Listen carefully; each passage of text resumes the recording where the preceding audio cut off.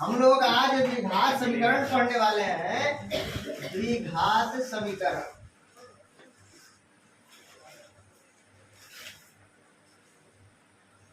और बच्चों मैं लिखूं 2x² प्लस 5x प्लस 3, तो बोलो ये द्विघात समीकरण है? ये है बहुपद। क्या है? और बराबर अगर 0 कर दूंगा तो ये हो जाएगा समीकरण।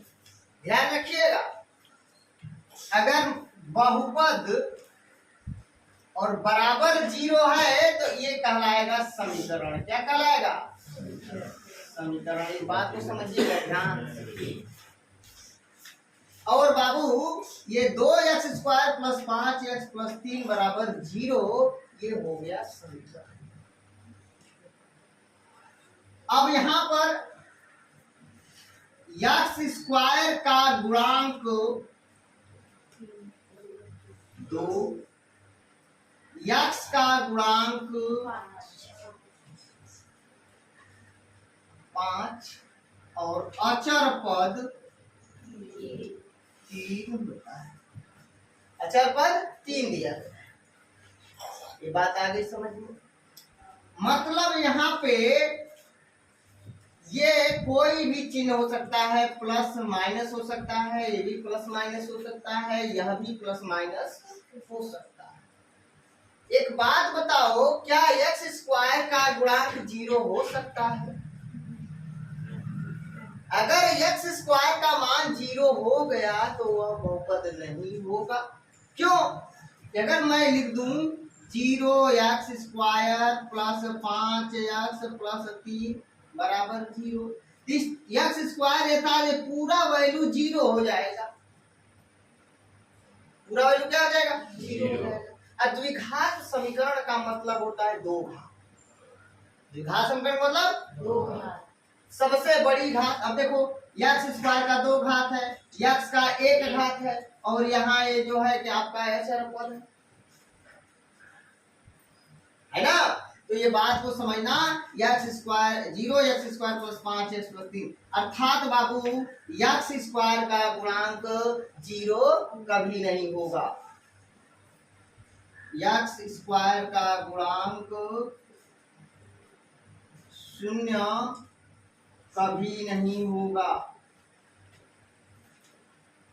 आ गई बात समझ में? कोई दिक्कत किसी को नहीं।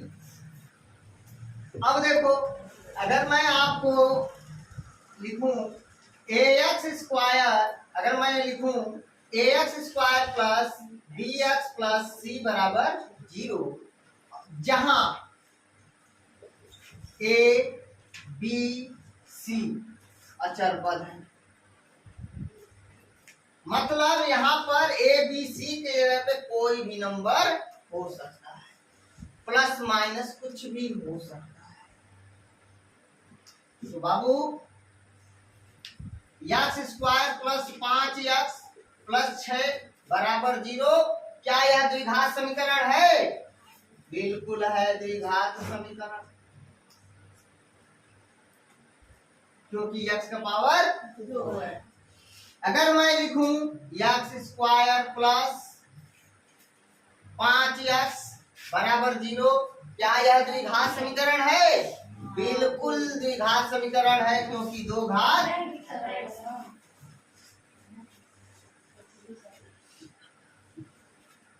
अगर मैं लिखूं x² प्लस 5 बराबर 0, क्या यह द्विघात समीकरण है? बिल्कुल द्विघात समीकरण है।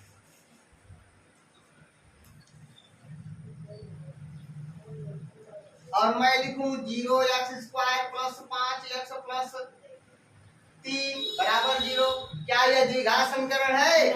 नहीं है, क्योंकि ये 0x² लिखा गया है और x² का गुणांक कभी 0 नहीं हो सकता, क्योंकि अगर 0 लिख देंगे तो बाबू 0x² का मतलब 0 का x² में मल्टीप्लाई है, और 0 का जब किसी भी नंबर में जीरो का जब किसी भी नंबर में किसी भी संख्या में मल्टीप्लाई करते हैं तो उसकी पूरा वैल्यू कितना हो जाता है? जीरो हो जाता है। तो जीरो एक्स स्क्वायर का मतलब है पूरा मान जीरो हो जाएगा। तो भैया द्विघात समीकरण नहीं होगा, यह द्विघात समीकरण नहीं है।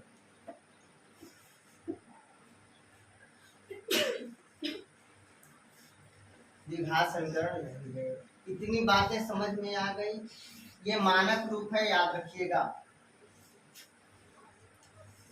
मानक रूप। समझ में आ गई बात? आप ए भी जानिए कि ए क्या होता है, बी क्या होता है, सी क्या होता है, ए भी आपको अच्छे समझ में आ गया। देखिए 2x² + 5x + 3, क्या ये द्विघात समीकरण है? नहीं, ये क्या है? बहुपद है। लेकिन इसमें हम बराबर जीरो कर दें तो द्विघात समीकरण हो जाएगा, और जब दो घात रहेगा तो उसे द्विघात समीकरण कहेंगे। बाबू यहाँ x² के दो घात हैं, x पर एक घात है, और यहाँ पर x पर जीरो घात है, x पर जीरो घात है, और यहाँ पर बाबू x² का गुणांक 2, x का गुणांक आपका 5 है, और अचर पद 3 है। देखो x² का गुणांक 2 है, x का गुणांक 5 है, और यह 3 है, यह अचर पद है। तो x² के पहले जो लिखा रहता है उसको गुणांक बोलेंगे, x के पहले जो लिखा रहेगा उसे गुणांक बोलेंगे। और x² का गुणांक शून्य कभी नहीं होगा। ये भी बातें एकदम स्पष्ट हो गई। मानक रूप ax² + bx + c = 0, जहां a b c अचर पद है।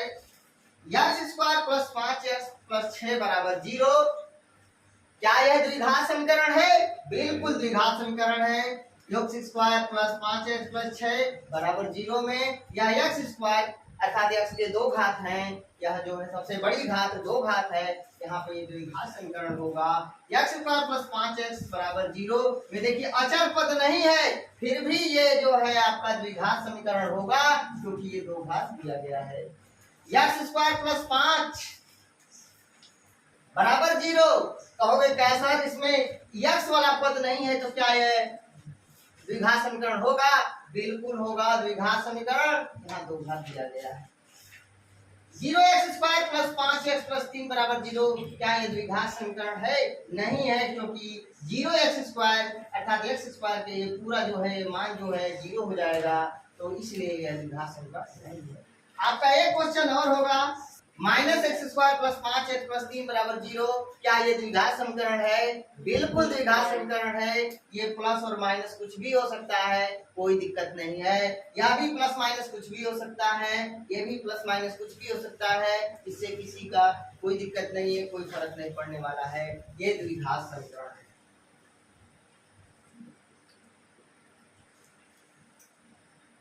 कोई दिक्कत किसी को नहीं? चलिए